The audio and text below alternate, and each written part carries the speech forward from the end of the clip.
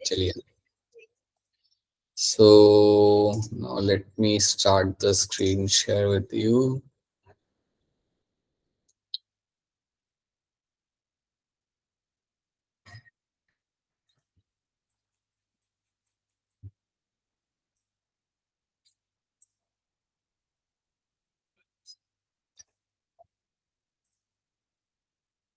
Alright, तो यहाँ से हमारी स्टोरी स्टार्ट करते हैं, यहाँ से हमारा चैप्टर लाइक क्वेश्चन स्टार्ट करते हैं। तो क्वेश्चन बड़ा सिंपल सा है आपके सामने, which of the following is not a part of my central nervous system. इसमें से कौन सा आपका पार्ट है जो सीएनएस का पार्ट नहीं होता। So which of this option will be true और है। बहुत ही स्ट्रेट फॉरवर्ड सा क्वेश्चन है आपके सामने यहाँ पे। सो बताइए आस्था, क्या लग रहा है आपको इसका आंसर? Sir option D. आप ऑप्शन डी यहाँ पे कह रहे हो, ठीक है। एंड साक्षी, आपको क्या लग रहा है? Sir retina. Okay, right. So option D बनेगा यहाँ पे ऐसा correct answer. Retina is a part of your eye. Retina is the innermost layer of your eye, it is going to be innermost layer of the eye. तो ये आपका CNS का part नहीं है। बहुत ही सिंपल क्वेश्चन था आपको यहाँ पे। So yes, brain, spinal cord, cranial nerves are a part of my brain but CNS but not the retina. अब आप मुझे बताइए कि आपके जो क्रेनियल नर्व्स होते हैं, क्रेनियल नर्व्स का काम क्या होता है? या मैं कहूंगा काम छोड़ो, मुझे बताओ क्रेनियल नर्व्स का नंबर कितना होता है? How many pairs of cranial nerves you get to see in the brain? बताइए। 12 पेयर। 12 पे। Okay. 12 pair. 12 pairs of cranial nerves you'll get to see। बहुत बढ़िया, राइट, ठीक है। और स्पाइनल नर्व्स मेरे कितने होते हैं? 31 पेयर्स। 31 पेयर। बिल्कुल सही। स्पाइनल नर्व्स जो मेरे यहाँ पे रहेंगे, they are going to be 31 pairs of spinal nerves I'll get to see। तो ये दो बात आपको यहाँ पे आ जाते हैं। This is something should be clear to all of you, ठीक है। बाकी सब तो आप यहाँ पे जानते हो। बड़ा ही सिंपल सा क्वेश्चन था ये। हाँ, ये बताओ, which hormone is responsible for regulating the blood glucose level by promoting the uptake of glucose by the cell? कौन सा हार्मोन आपका ब्लड ग्लूकोज लेवल को मेंटेन करने के लिए आप यहाँ पे करेगा मदद? ऑलराइट, बताइए अमोलिका, क्या होगा इसका answer? Sir option B. Alright, Avneet, आपको क्या लग रहा है? Sir option B. ओह, अफसर, आपको क्या लग रहा है? Sir option A. एंड साक्षी, आपको क्या लग रहा है?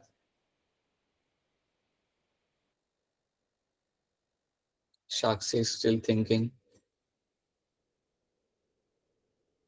ओके, सो कौन सा हार्मोन यहाँ पे जो, हाँ जी बेटा, कौन सा हार्मोन आपके यहाँ पे रिस्पॉन्सिबल है for regulating the blood glucose level by promoting the uptake of glucose by the cell? तो याद रखते हैं यहाँ पे क्या करे वो लोग कि कौन सा हार्मोन होता है जो जाके कहता है सेल्स को कि आप ग्लूकोज को अंदर लो।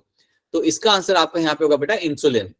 याद रखना, मैं आपको यहाँ पे एक बार फिर बताता हूँ कि जब आपने अपना खाना खाया तो खाना खाने के बाद जनरली आपका ग्लूकोज का लेवल आपके बॉडी में काफी हाई रहता है। तो वो टाइम पे आपका इंसुलिन आएगा और वो जाके ग्लूकोज को सेल्स के अंदर डालना चालू करेगा। So it will actually go and tell the cells कि चलिए आप ग्लूकोज को अंदर ले जाइए। सो याद रखना, इंसुलिन का काम होता है ग्लूकोज लेवल को मेंटेन करना या हाई ग्लूकोज लेवल को नीचे लेके आना ताकि वो एक नॉर्मल लेवल पे वो मेंटेन रहे। सो that is what my insulin is known for. Glucagon का काम बेटा बिल्कुल अलग होता है। याद रखना, ग्लूकागॉन का काम आपका यहाँ पे बिल्कुल ही यहाँ पे अलग रहेगा। सो ग्लूकागॉन यहाँ पे क्या करेगा, ग्लूकागॉन विल एक्चुअली गो, और जब आपकी बॉडी में ग्लूकोज का लेवल कम होता है, देखो याद रखना, जब you will have a low amount of glucose in the blood, when you have a low glucose level in the blood, जब लो ग्लूकोज लेवल आपका होता है ब्लड के अंदर, राइट, तो वो टाइम पे आपका आएगा ग्लूकागॉन। तो उसका काम तब होता है, तब आता है आपके यहाँ पे ग्लूकागॉन, और तब ग्लूकागॉन आके क्या करेगा, ये जाके बोलेगा आपके मसल्स को, क्योंकि मसल्स के अंदर आप रखते हो संभाल के एक स्टोर्ड फॉर्म ऑफ ग्लूकोज जिसका नाम होता है ग्लाइकोजन। सो मसल्स के अंदर हम लोग संभाल के रखते हैं हमारे स्टोर्ड फॉर्म ऑफ ग्लूकोज को, जिसको हम बोलते हैं यहाँ पे एज अ ग्लाइकोजन। तो आपका ग्लूकागॉन जाके ग्लाइकोजन को जाके बोलेगा या उसे जाके ब्रेक करेगा, बोलेगा नहीं, उसे जाके वो ब्रेक करेगा। तो जब आप ग्लाइकोजन को ब्रेक करते हो तो आपको मिलता है आपके ग्लूकोज मॉलिक्यूल्स, और इन ग्लूकोज मॉलिक्यूल्स को आप ब्लड में लेके आते हो। तो याद रखना, ग्लूकागॉन का काम होता है ग्लूकोज लेवल को इंक्रीज करना। तो अगर आपकी बॉडी में ग्लूकोज कम है, आपने सुबह से कुछ नहीं खाया, भागम दौड़ी कर रहे हो तो बॉडी में ग्लूकोज का लेवल कम हो जाएगा, तो वो टाइम पे ग्लूकागॉन आएगा और आपकी बॉडी में ग्लूकोज लेवल को आके बढ़ाएगा, सो it will come and will increase the glucose level. तो ये आके आपके बॉडी के अंदर ग्लूकोज के लेवल को बढ़ाता है, क्योंकि अगर ग्लूकोज बहुत कम हो गया तो अच्छी बात नहीं होती। मैंने आपको पहले बताया था, आपने नोटिस भी किया होगा कि लोग बेहोश होकर गिर जाते हैं ग्लूकोज ना हो बॉडी के अंदर, तो राइट, कुछ खाया ना हो तो। सो वो टाइम पे ग्लूकागॉन आके अपनी काम करता है। So glucagon is known to increase the glucose level. तो ये बात यहाँ पे याद रखना। और कोई चीज अगर समझ नहीं आ रही तो पूछ लेना, अगर कोई टर्म यहाँ पे समझ नहीं आ रहा देन पूछ लो। Glycogen is a stored form of glucose. समझो आपने 4-5 रसगुल्ले खा लिए खाना खाने के बाद, जितना भी एक्स्ट्रा ग्लूकोज आपकी बॉडी में बनता है या आता है बॉडी के अंदर, उसको आप स्टोर करते हो in the form of my glycogen. तो ये बात याद रखना, glycogen is nothing but my stored form of glucose. It is a stored form of glucose. इसको यूज किया जाता है जब जरूरत पड़ती है तब। It is a stored form of glucose.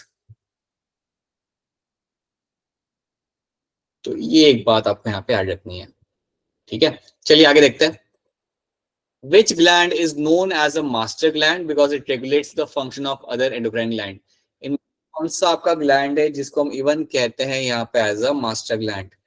क्या बात है, वेरी गुड। और भी बाकी बाकी बच्चे भी ट्राई कर सकते हैं बेटा, आसान सा सवाल है। कौन सी ग्लैंड को हम बोलेंगे यहाँ पे एज अ मास्टर ग्लैंड? बताइए Avneet. Sir pituitary gland. Alright, Amolika आपको क्या लग रहा है? Sir pituitary gland. Rajendra Kumar क्या लग रहा है आपको इसका आंसर? Sir B option.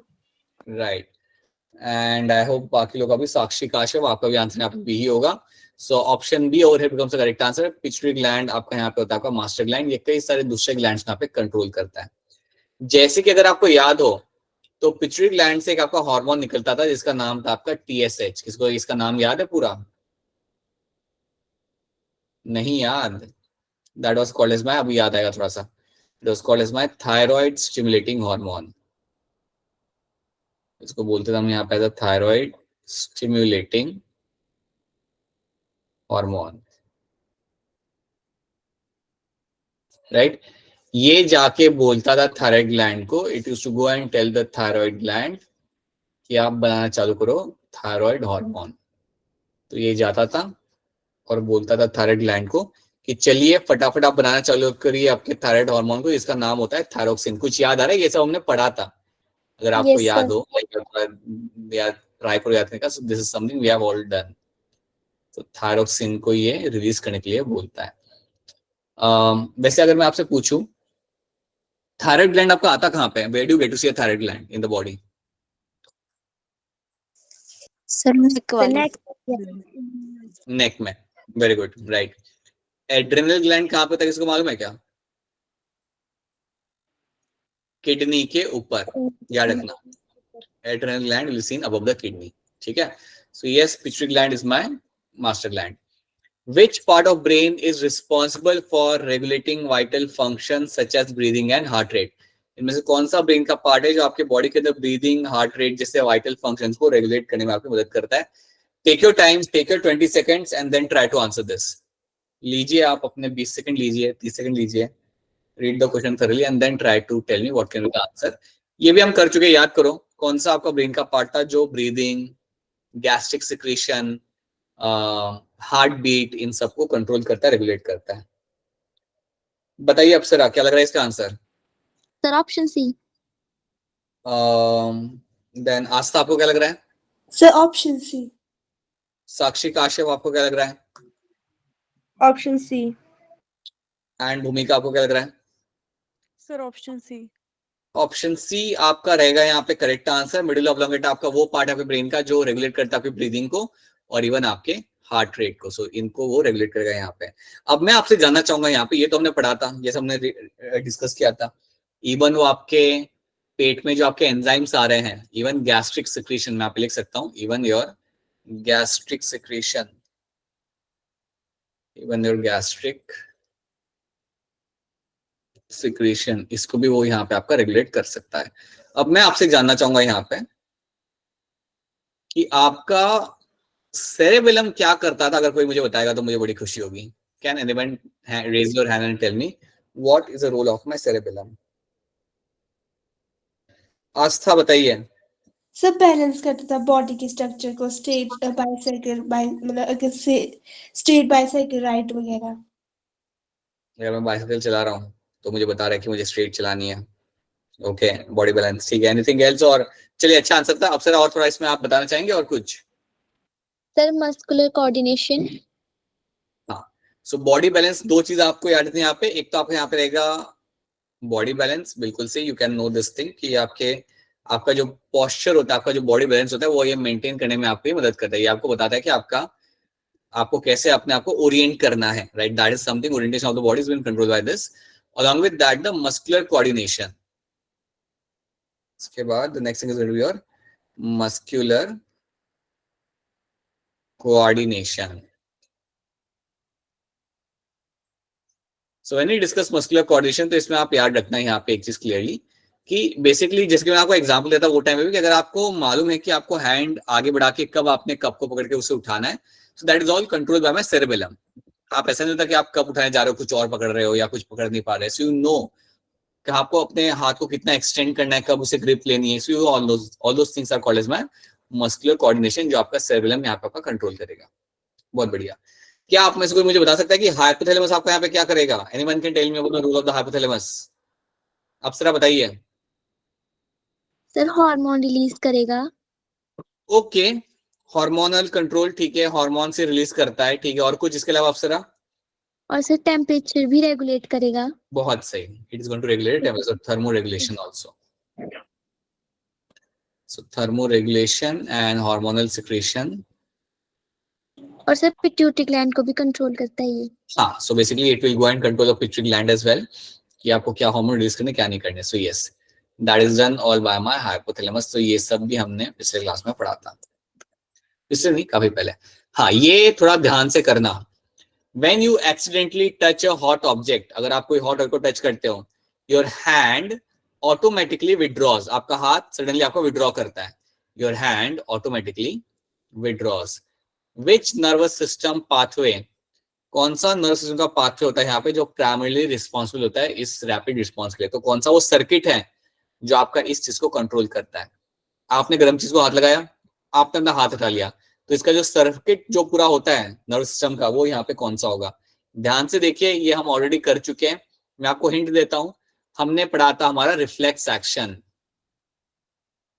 हमने पढ़ा था रिफ्लेक्स एक्शन। उसे याद करिए और उसके कॉन्टेक्स्ट में यहाँ पे आंसर निकालिए। आप निकाल सकते हैं, बहुत ही आसान है ये सवाल। So, ध्यान से देखिए and try to remember what we are. Alright, आज तक को याद आ गया है? अमलिका को भी याद आ रहा है? आज तक बताइए क्या होगा इसका सही answer? The option A. Alright, Amolika आपको क्या लग रहा है? Sir option A. And Rajendra Kumar? Sir option A. ठीक है, साक्षी आपको क्या लग रहा है?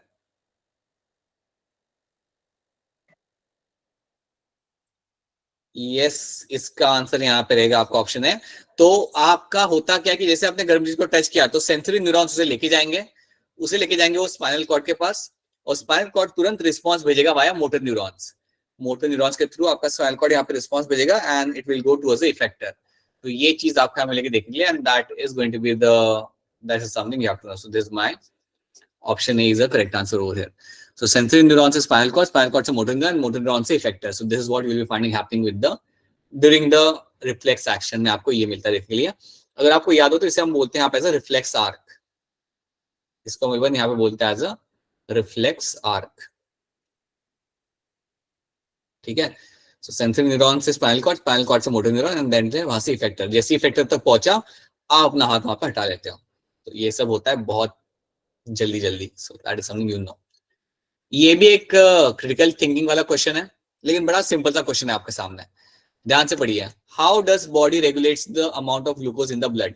आपकी बॉडी ग्लूकोज के लेवल को कैसे रेगुलेट करती है? कर सकते हो, बड़ा ही आसान क्वेश्चन है, बस आपको स्टेटमेंट पढ़नी है सारी की सारी और आपको आंसर आपको मिल जाएगा।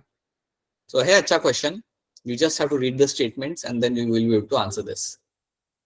How does body regulate the amount of glucose in the blood?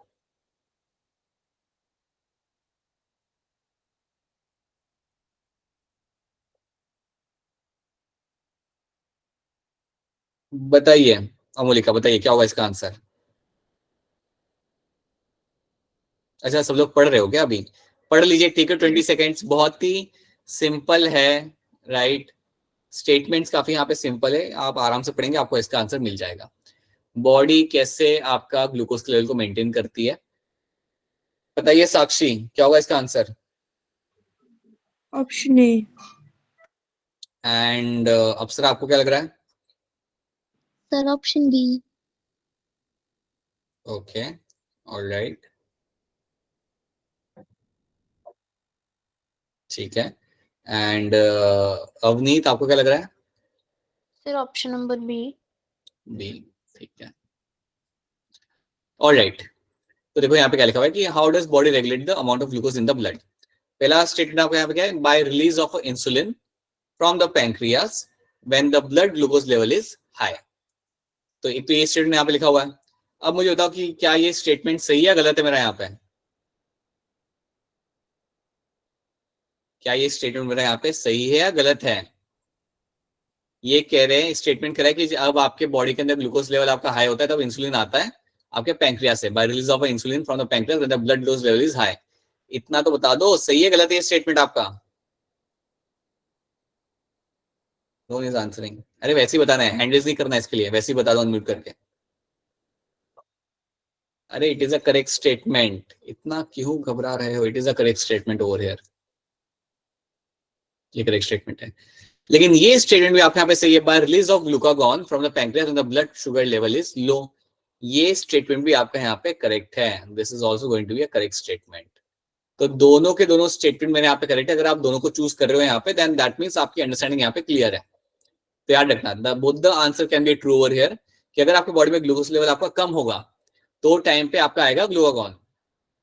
अगर आपकी बॉडी में ग्लूकोज लेवल आपका हाई है, देन आपकी बॉडी में आपका आएगा यहाँ पे आपका इंसुलिन। तो ये दोनों ही स्टेटमेंट मेरे यहाँ पे रहते हैं यहाँ पे सही, राइट। बाकी स्टेटमेंट यहाँ पे रिलेवेंट नहीं है, ग्लूकोज को लेके यहाँ पे स्टेटमेंट आपके यहाँ पे रिलेवेंट नहीं होंगे, so that are the wrong questions, ठीक है। Now during a stressful condition the body release adrenaline into the blood stream, which of the following physiological response is not triggered by adrenaline. जब आपके सामने कोई stressful condition आती है, समझो आपके सामने भालू आ गया, हमेशा हम लोग भालू का ही एग्जांपल लेते हैं, आज कुछ और लेते हैं। समझो आपके सामने आ गया लेपर्ड, तो आपकी बॉडी में एड्रेनलिन आपके बॉडी में रिलीज किया जाएगा। आप मुझे बताइए, जब आपका एड्रेनलिन बॉडी में रिलीज किया जाता है तो इनमें से कौन सा रिस्पॉन्स आपका एड्रेनलिन की वजह से आपका नहीं होगा? Which of the response is which of the physiological response is not triggered by adrenaline? कर सकते हो बेटा, कर सकते हो, आसान सा है ये सवाल। बताइए अप्सरा, क्या होगा इसका answer? Sir option C. Okay, Amolika, आपको क्या लग रहा है? Sir option D. Option D, okay, मैं आपकी बात समझ सकता हूँ, ठीक है। भूमिका, आपको क्या लग रहा है? Sir option C. Alright, and Rajinder? Sir option C. Alright, ठीक है। अब मेरी बात ध्यान से सुनिए आप लोग यहाँ पे, कि अगर आपके सामने लेपर्ड या कोई एनिमल आता है तो वो आपको टाइम पे आपका बॉडी में होगा, आपका मतलब ये हार्मोन आपका आएगा, एड्रेनलिन आपके बॉडी में आएगा ये, एंड देन क्या होगा, आपका हार्ट रेट यहाँ पे होगा increase, your heart rate over here is going to increase, that's the first thing which will happen. Then क्या होता है, ये तो कॉमन बात है, आपका डायलेशन ऑफ द ब्रोंक्यूल्स ये भी आपका होगा, ये भी आपकी सही बात है, that is also true statement, ये भी ट्रू है और ये भी मेरा यहाँ पे ट्रू स्टेटमेंट है। देखो, ब्रोंक्यूल्स को डायलेट करने का फायदा ये होता है कि अगर आपने ब्रोंक्यूल्स को डायलेट किया तो आपका एयर आपका काफी आसानी से आपका लंग्स तक पहुंच पाएगा। तो ये चीज भी आपकी की जाती है जब आपकी बॉडी में एड्रेनलिन आपको रिलीज किया जाता है, राइट।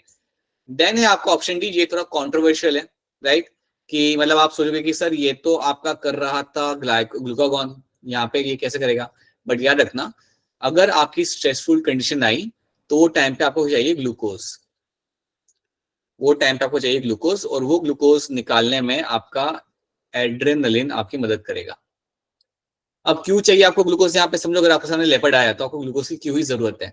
क्योंकि आपको चाहिए एनर्जी, या फिर आप लेपर्ड से भागोगे या फिर आप लेपर्ड से वहां पे लड़ोगे, दोनों ही चीज करने के लिए आपको चाहिए वहां पे एनर्जी, और वो एनर्जी के लिए आपको चाहिए ग्लूकोज, तो वो ग्लूकोज को कन्वर्ट करा जाएगा from the glycogen and that is done by my adrenaline. तो ये चीजें तो आपके बॉडी में होंगी। कौन सी चीज नहीं होगी? That is my decrease in blood pressure. बेटा ब्लड प्रेशर तो इंक्रीज होगा लेपर्ड अगर साइड आपके साथ में आ गया तो ब्लड प्रेशर तो आपका इंक्रीज होगा, डिक्रीज नहीं होगा। तो ये चीज आपका एड्रेनलिन नहीं करता। This is something not done by my adrenaline. So ये बात आप यहाँ पे याद रखना। सो स्ट्रेसफुल कंडीशन में ग्लूकागॉन में से ग्लूकोज आप बना सकते हो with the help of my adrenaline. बाकी नॉर्मल कंडीशन में तो आपका ग्लूकागॉन करेगा वो काम, लेकिन ये भी कर सकता है। ठीक है, सो ऑप्शन सी बनेगा मेरे यहाँ पे as a correct answer. So option C becomes my correct answer. Now next question, ये भी इंटरेस्टिंग क्वेश्चन है आपके सामने। In a population of insects, individuals with a particular allele for resistance to pesticide become more prevalent over successive generation. Which process best explains the change in the allele frequency? मैं आपको इसको थोड़ा हिंदी में समझाता हूँ कि आपका कुछ पॉपुलेशन है इंसेक्ट्स का, राइट? इनमें से समझो अगर 1000 था तो 1000 में से कुछ 50 थे जिन्होंने सरवाइव कर लिया पेस्टिसाइड वाली कंडीशन के अंदर, जिन्होंने सरवाइव कर लिया आपके पेस्टिसाइड वाली कंडीशन के अंदर। उसके वजह से क्या होगा, इनके बाद जितनी भी नई जनरेशन बनेगी वो सारी की सारी वहां पे सरवाइव कर रही है इन द कंडीशन जहां पे पेस्टिसाइड होता है। आप बताइए यहाँ पे क्या हो रहा है, what is happening over here? तो आपके सामने 4 ऑप्शन है, think and try to answer this. पता है इसका मैं एग्जांपल एक और आपको मैंने सिखाया था, मॉस्किटो वाली स्टोरी, राइट? मॉस्किटो डीडीटी वाली स्टोरी मैंने आपको बताई थी, तो उसको याद करिए। वैसा ही ये क्वेश्चन है आपके सामने, वैसे ही यहाँ पे स्टोरी आपकी, and then try to tell me the correct answer. देख लीजिए आराम से, सोच लीजिए and then try to tell me the answer over here. बताइए साक्षी, क्या लग रहा है आपको इसका answer? Option A. Option A. Amolika? Sir same option है। ऑप्शन ए, ठीक है। Anyone else? और कोई यहाँ पे ट्राई करना चाहेगा? No one? ऑलराइट, बेटा याद करो आपका जो जेनेटिक ड्रिफ्ट था ना, उसमें होता है क्या होता था, इसमें होता था चांस इफेक्ट। इसको इसका एग्जांपल याद है जेनेटिक ड्रिफ्ट का? Because of the chance there was a change in the population. Chance effect हम उसे बोलते थे, इसके वजह से आपका पॉपुलेशन में चेंज आता है। अगर आपको याद होता है, हमने एक चीज देखी थी, दैट वाज कि you have your red beetles, you have a blue beetles. आपके पास रेड बीटल्स होते हैं वहां पे, you have a blue beetles. आपका हाथी ने पैर रख दिया था और आपके रेड बीटल्स की पॉपुलेशन खत्म हो गई थी वहां से। याद आ रहा है आपको? कुछ हमने ये पढ़ा था, Yes, sir. राइट? वो होता है बेटा जेनेटिक ड्रिफ्ट।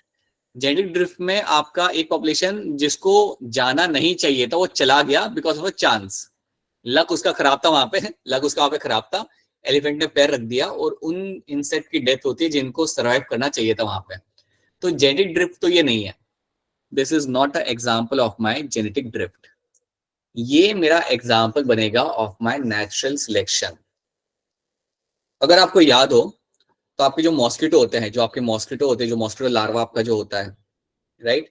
उसके बारे में हमने स्टोरी पढ़ी थी, याद करो, हमने पढ़ी थी स्टोरी ऑफ माई डीडीटी। किसको स्टोरी याद है? ये वाली कहानी याद है आप सबको? नहीं याद? Yes sir. याद है कुछ लोग याद है, डीडीटी एंड मॉस्किटो वाली कहानी। तो उसकी कहानी के ऊपर बेस अगर तुम देखोगे तो वहां पे भी क्या हो रहा था, वहां पे हो रहा था आपका natural selection.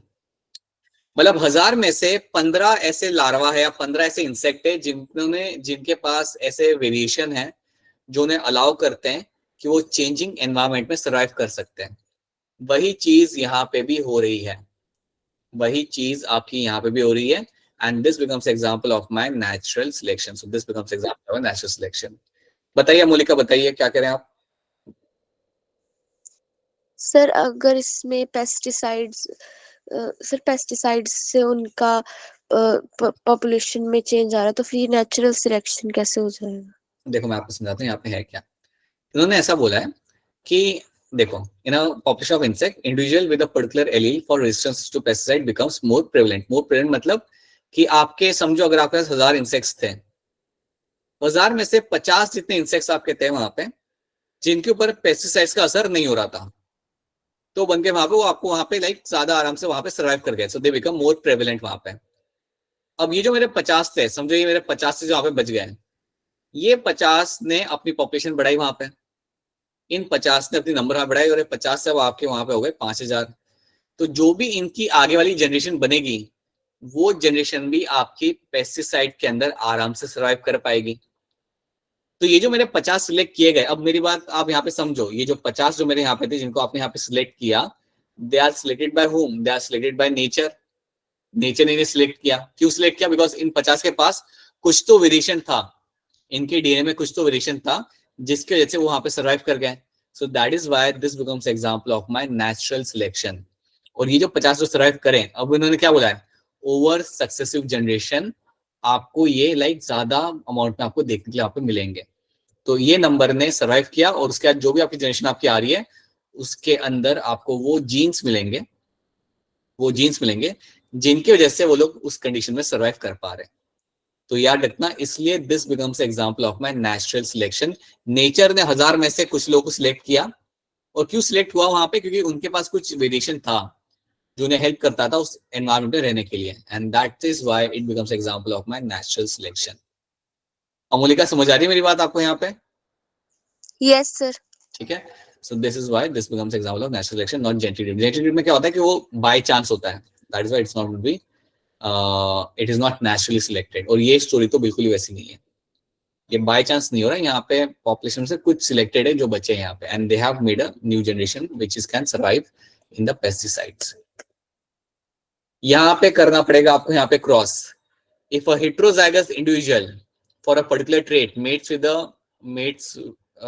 particular trait mate, what is the probability that their offspring will exhibit recessive phenotype? तो यहाँ पे ऐसा है कि ये आपके पास दो इंडिविजुअल है, आपके पास यहाँ पे हेटेरोजाइगस, कैपिटल ए स्मॉल है इनटू कैपिटल ए स्मॉल है। आप बताइए अगर ऐसा क्रॉस होता है तो क्या प्रोबेबिलिटी है रिसेसिव फिनोटाइप की? करिए इसको सॉल्व और बताइए इसका आंसर क्या आएगा। सॉल्व करना पड़ेगा आपको इसे। मैंने आपको बता दिया कि आपके ये आपको सॉल्व, इन्हें आपको क्रॉस कराना है और बताना है अगर ये क्रॉस होता है तो क्या चांसेस हैं, क्या प्रोबेबिलिटी है कि आपको रिसेसिव फिनोटाइप आपको मिलेगा यहाँ पे देखने के लिए। Try to solve this. चलिए स्टार्ट सॉल्विंग दिस। सॉल्व करोगे या मैं करके दूं आपको ये सॉल्व? पनेट स्क्वायर बनाऊं या नहीं बनाऊं? बोलो, कर सकते हो खुद से या करना पड़ेगा मुझे? No answer. No answer means मुझे करना पड़ेगा। I have to do this. चलिए, अरे पनेट स्क्वायर तो बनाना है, ये तो आप कितने बार बना चुके हो। यहाँ पे आप ले लो कैपिटल है, यहाँ पे आप ले लो स्मॉल है, यहाँ पे ले लो कैपिटल है, यहाँ पे ले लो स्मॉल है। राइट, अब तो कर लो, अब तो हो जाएगा। यस सर, सर कर लेंगे अब कर लोगे? ठीक है, चलो कर लो खुद से और बताओ क्या इसमें आंसर है। तो ये आप यहाँ पे क्रॉस करा रहे हो और देखो कितने परसेंटेज चांस है कि आपको रिसेसिव फिनोटाइप मिलेगा।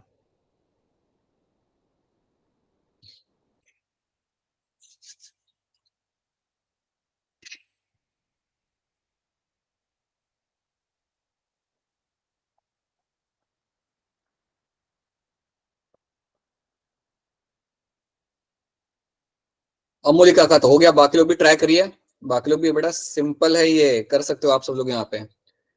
साक्षी का भी हो गया है, और भी वो लोग होंगे, कोई अप्सरा का भी हो गया है। बताइए अमोलिका क्या होगा इसका आंसर? सर 25%। रविंदर कुमार क्या लग रहा है आपको इसका आंसर? Sir B option.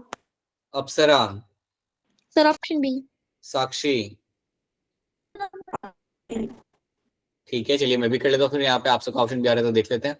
यहाँ पे आपका आएगा कैपिटल है, यहाँ पे आपका आएगा कैपिटल स्मॉल है हेटेरोजाइगस, यहाँ पे भी आपका आएगा कैपिटल स्मॉल है, और यहाँ पे आपका आएगा स्मॉल है।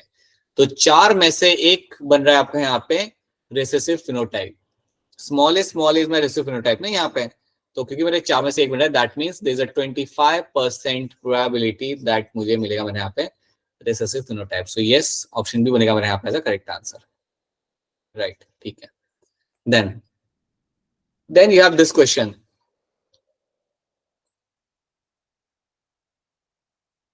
क्वेश्चन मैं पढ़ के बता देता हूँ आपको यहाँ पे, ठीक है, आपकी हेल्प हो जाएगी।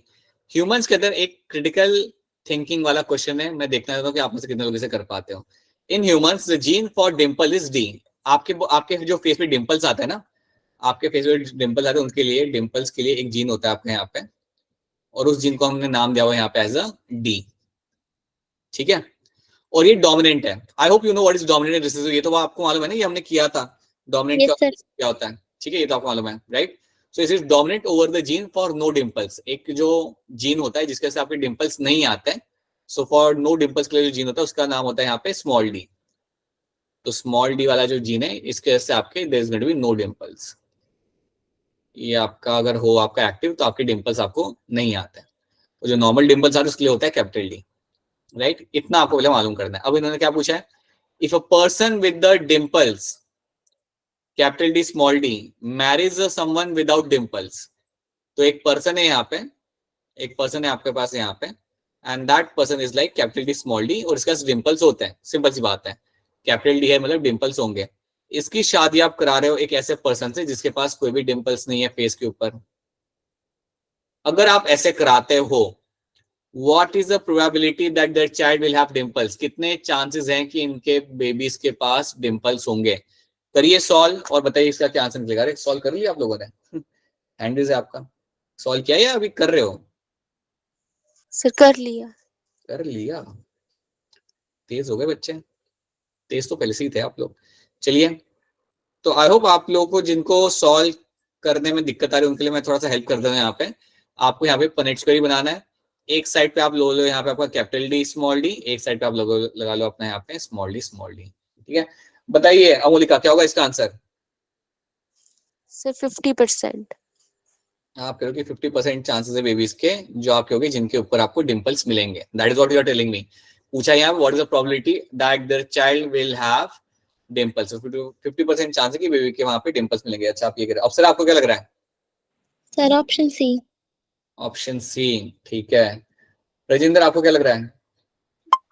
सर ऑप्शन सी। साक्षी काजल,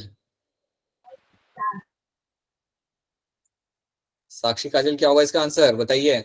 आपकी आवाज नहीं आ रही। साक्षी काशव क्या होगा इसका आंसर? Option C.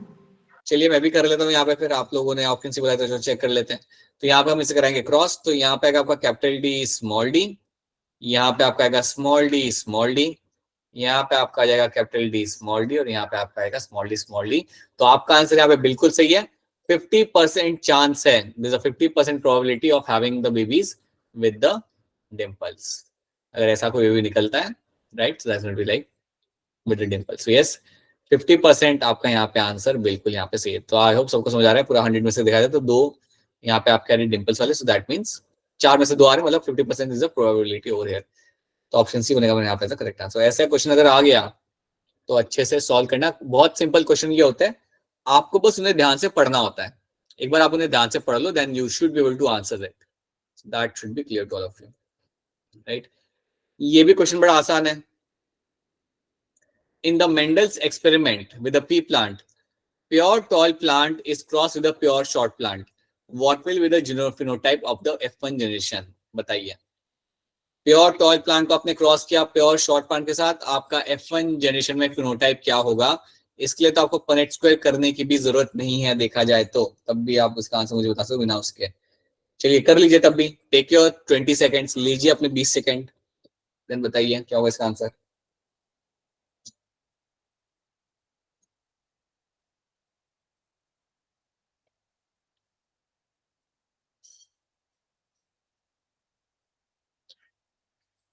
ओके, बताइए साक्षी क्या होगा इसका आंसर।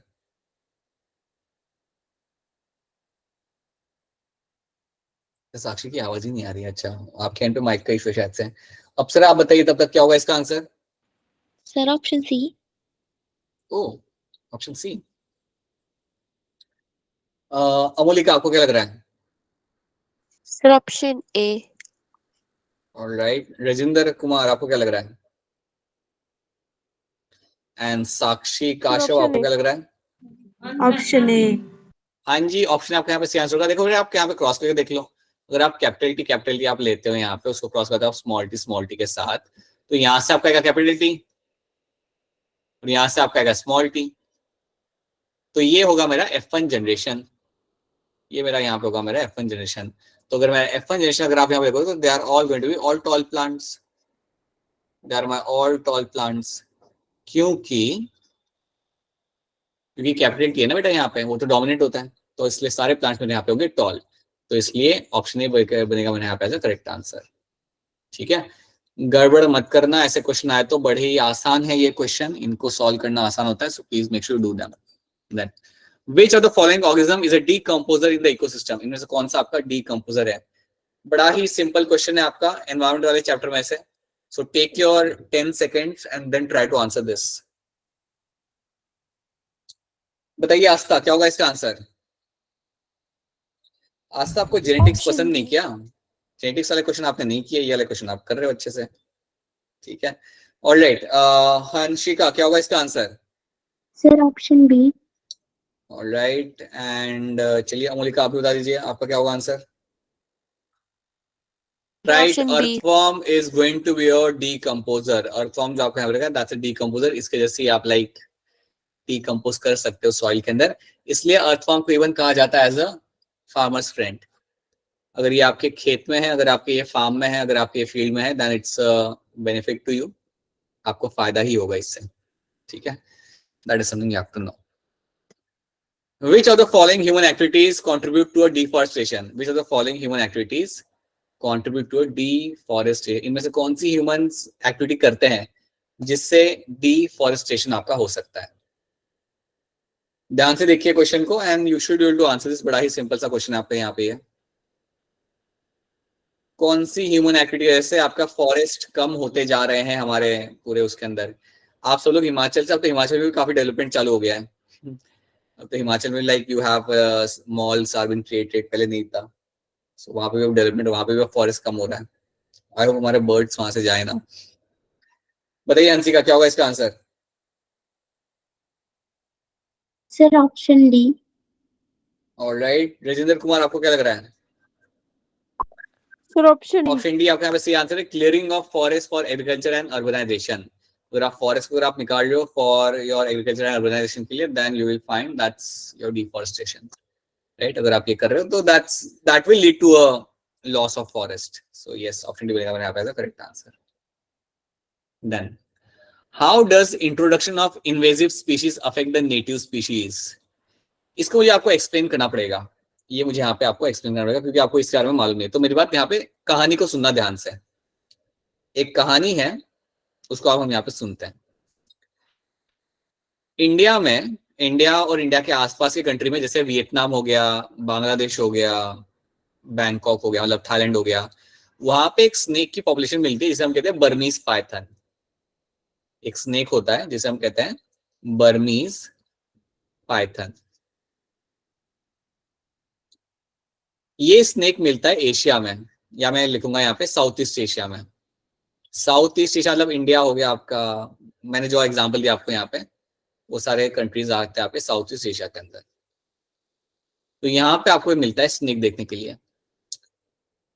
बाहर के कंट्रीज में, यूरोप में, अमेरिका में, रशिया में, न्यूजीलैंड में, ऑस्ट्रेलिया में ये स्नेक आपको मिलता देखने के लिए। ठीक है, वहां पे नहीं मिलता ये स्नेक।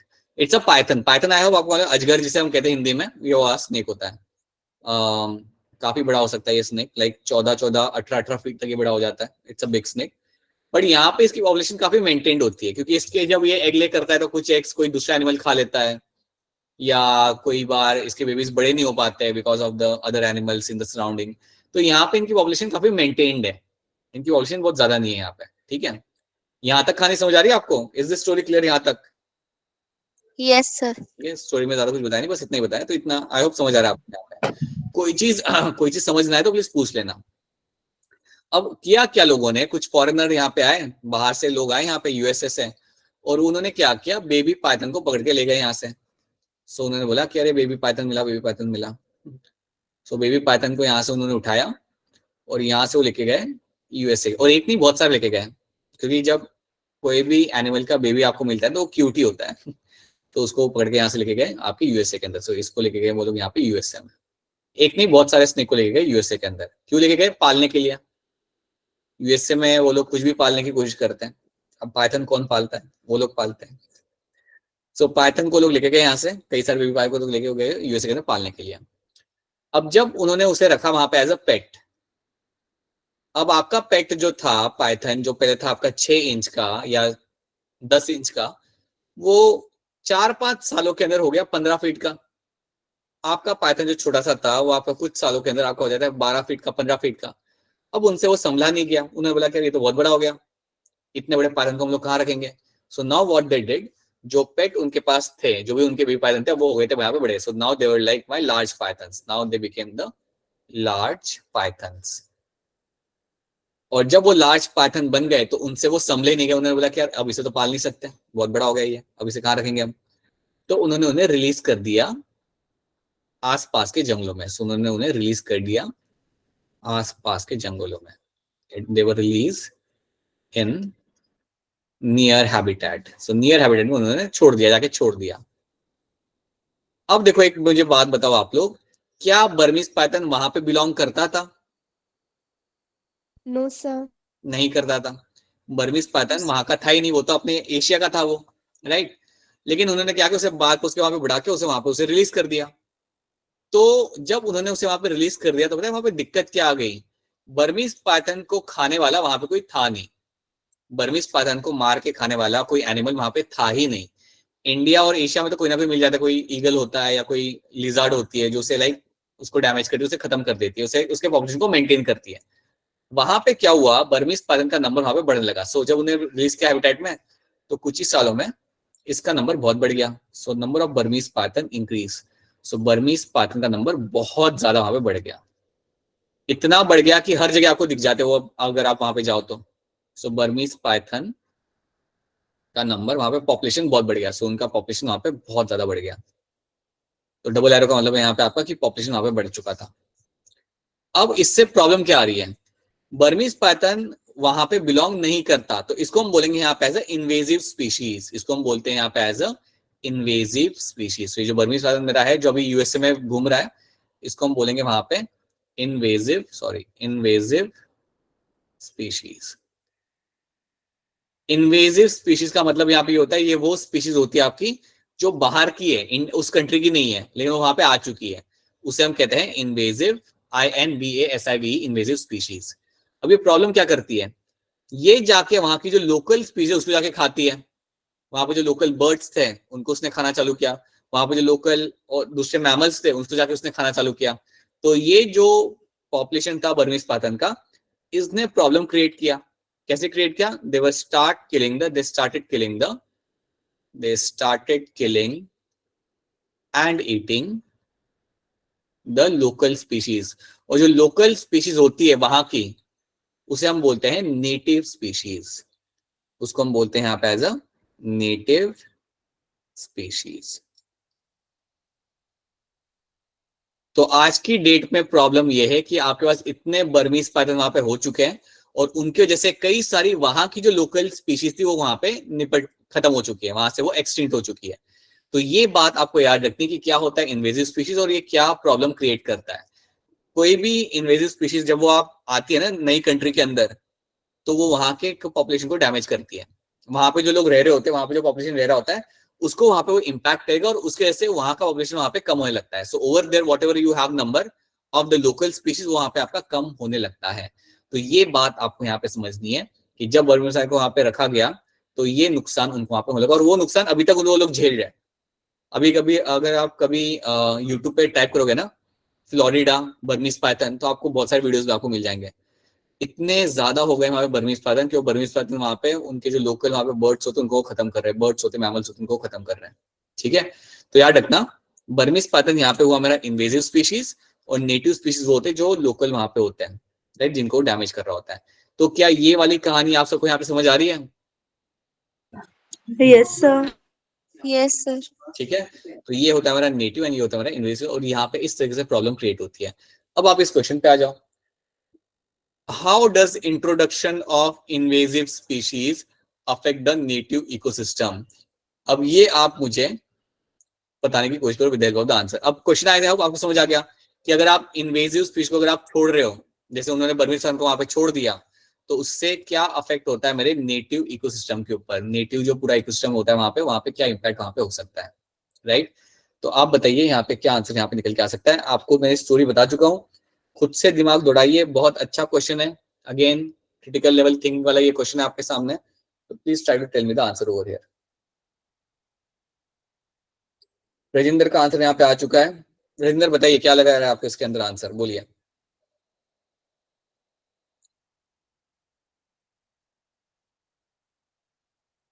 अच्छा अभी आप सोच रहे हो, चलो देख लो, आप सब लोग ले लीजिए अपने, take your 20 seconds and then try to tell me the answer. बहुत ही, अगर पहले ये बताओ, अगर आपको स्टोरी क्लियर नहीं है देन आपको क्वेश्चन सॉल्व नहीं होगा, आपको स्टोरी क्लियर होनी चाहिए।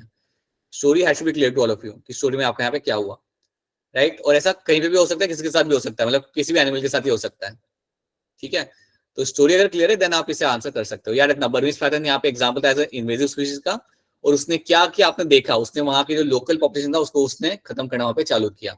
Now tell me the answer over here. बताइए अप्सरा क्या लग रहा है इसका answer. Sir option C. Okay Astha आपको क्या लग रहा है। Sir option C. Okay Amulika आपको क्या लग रहा है। Sir option C. Right and Sakshi Kashav. Option C. Option C आप लोगों का यहाँ पे सही आंसर है, बिल्कुल सही आंसर आपका यहाँ पे, कि ये आपके नेटिव इकोसिस्टम को अफेक्ट करेगा। It will disturb the balance of the native ecosystem and can lead to a decline in the native species. ये आपका एक क्रिटिकल थिंकिंग वाला क्वेश्चन था जो आप सब लोगों ने यहाँ पे सही कर दिया है। So disturb the balance of native ecosystem and can lead to a decline in the native species. तो ये बात आपको यहाँ पे याद रखना। This is my option C over here, ठीक है। चलो ये एक और क्वेश्चन हम यहाँ पे कर लेते हैं। Let's do one more question आज के लिए। Which of the following strategies would be the most effective in reducing the air pollution in the urban area. इनमें से कौन सी स्ट्रेटेजी आपकी यहाँ पे होती है जो सबसे ज्यादा हेल्पफुल रहेगी आपके एयर पोल्यूशन को कम करने के लिए अर्बन एरिया के अंदर, बताइए। ध्यान से पढ़ लीजिए, ऑप्शन देख लीजिए आराम से, रीड योर ऑप्शंस थरली, समझे उन्हें and then try to answer this. Again ये बहुत बढ़िया क्वेश्चन है, बड़ा ही सिंपल सा क्वेश्चन है, ट्राई टू सी दिस।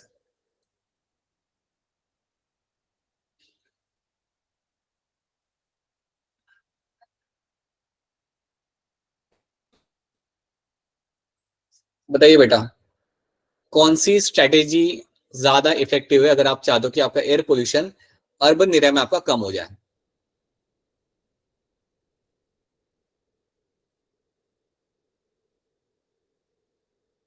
बताइए। भूमिका ट्राई करना चाहोगे, इसका आंसर क्या होगा। अमूलिका बताइए, भूमिका बताइए क्या होगा इसका answer. Sir option A. Alright Rajendra आपको क्या लग रहा है। Sir option A. Sakshi Kashif. Option A. Alright ठीक है। सो ऑप्शन ए आप लोग यहाँ बता रहे हो और वो आपके यहाँ पे सही आंसर है। अगर आप लोगों को बोलोगे कि वो यूज करे पब्लिक ट्रांसपोर्टेशन तो आपका इमिशन कम हो जाएगा। अगर आप किसी को पुश कर रहे हो to use the public transport तो इमिशन जो होता है एटमॉस्फेयर के अंदर वो आपका कम हो जाएगा और उससे आप पोल्यूशन होने से आप बता सकते हो। तो यस ऑप्शन ए बनेगा मेरे यहाँ पे as a correct answer. Yes that is something you have to know. अब इसमें और 2-3 क्वेश्चन आपके यहाँ पे लगा के रखे हुए हमने, 2-3 क्वेश्चन है लेकिन अब वो आप एज अ होमवर्क आप यहाँ पे कर सकते हो। So you can do it later. But आपने कई सारे अच्छे क्वेश्चन यहाँ पे सॉल्व किया and many of the question were like my critical thinking वाले क्वेश्चन। तो अगर आपसे वो सॉल्व हो रहे that's a very good sign, right. अगर सॉल्व नहीं भी हो रहे तब भी कोई like you should try to solve them घर बैठ के, जब मैं आपके ये शेयर करूंगा, ताकि and they are like quite easy questions, you can do them, ठीक है। सो कोई बड़ी बात नहीं अगर नहीं हो रहे तो you can still try them and you will be able to do those kind of questions, ठीक है। So that is something we have done आज के क्लास में। अब before we wrap up the class एक बार फिर आपको बताना चाहूंगा ये आपका लास्ट क्लास है, तो अगर आपका कोई डाउट आता है तो आप मुझे मैसेज कर सकते हो directly, you can send me the message. अगर कोई टॉपिक रिलेटेड अगर आपको कोई डाउट आता है, आपको बुक पढ़ते समय अगर कोई डाउट आता है then you please you can drop me a message and then you can fix that issue, then हम उसको इशू को वहाँ पे डील कर लेंगे, ठीक है। तो please make sure do that. Exam के पहले कोई अगर कंसर्न आता है then please let us know, ठीक है। ये सोचना मत कि क्लासेस नहीं है तो हम पूछ नहीं सकते, you can always drop us a message and then your issue will get resolved, ठीक है। So that is something we have done. So आज का हमारा क्लास और आपका सेशन जो 10th का है बायोलॉजी के साथ आपका खत्म होता है, ठीक है। And please do reach out to us, कोई अगर कंसर्न होगा, कोई इशू होगा तो प्लीज रीच आउट करेगा, right? So do have fun, do take care, and अच्छे से एग्जाम देना,